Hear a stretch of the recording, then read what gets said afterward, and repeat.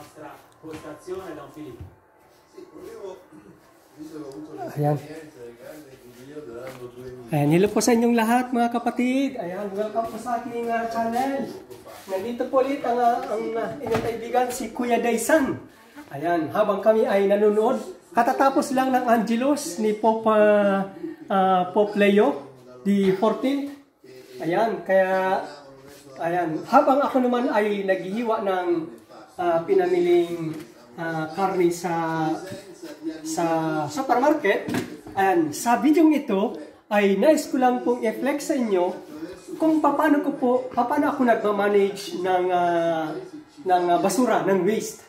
Ayan, ito po, tulad nito, itong binili kong hiniwa kong wait lang po umimit ko na muna ng sandali, yung si Pope sa Vatican.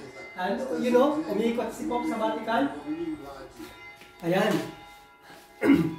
Ayan. Tapos, yung sabi ko nga po kanina, tulad nitong hiniwa ko na chicken, ay binabalatan namin para, tawag doon, iwas kami sa kolesterol. Ngayon, ang gagawin ko dito, ito ay ibabalot ko ng hiwalay, hindi ko sinasama sa ibang mga basura. Dahil dito, alam naman natin na kailangan, dito talaga kasi nakasegregate ang basura dito sa Italia. Ito sa organico, umido, para doon talaga kasi ito yung mga ginagawa nilang abono. O kaya pag minsan hinalo doon sa mga pagkain ng mga alaga. Ngayon, ito naman yung naka-plastic dito. Parang tulad nito, kumbaga, tulad yan ito. Ngayon, hinugasan ko siya. Bakit ko hinugasan? Bago ko yan itapon, hinugasan ko siya. At pati ito, hinugasan ko rin. Bakit? Para nakakatulong tayo sa ating sosyedad, sa kalinisan. Tulad yan, malinis na yan.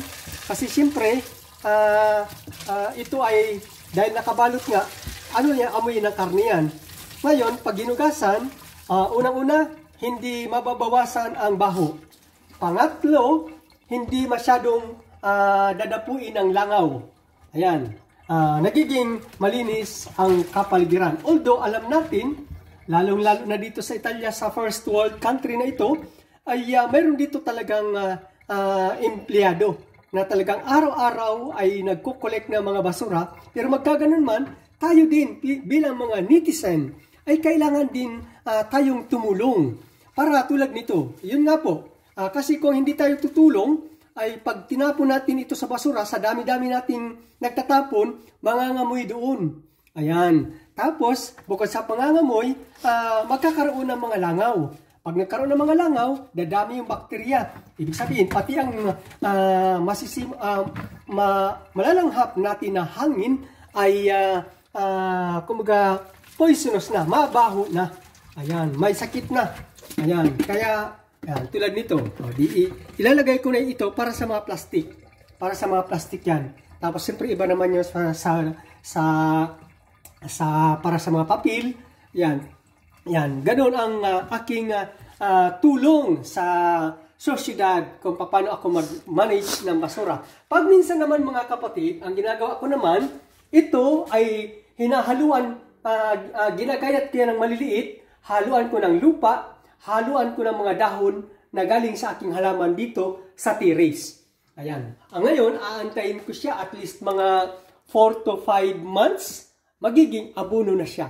Para pagtanim ko ulit ng halaman, meron na akong sariling abono. Nakabuo na ako ng abono. O kaya, nagkakaroon siya ng mga earthworm.